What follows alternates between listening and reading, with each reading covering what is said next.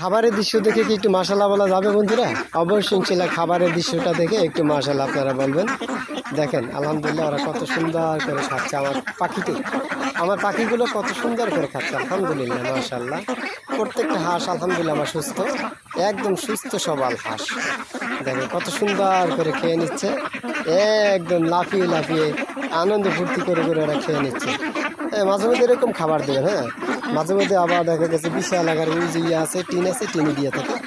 আমি আজকে একটু আনন্দ ফুর্তি করার জন্য জাস্ট ওদের খাবারটা একটু সুন্দর করার জন্য আর কি দিলাম আর কি। যারা কত আনন্দ ফুর্তি করে খায়, এভাবে খাওয়ান দিলে অবশ্যই সবাই খেতে পারে বুঝছেন।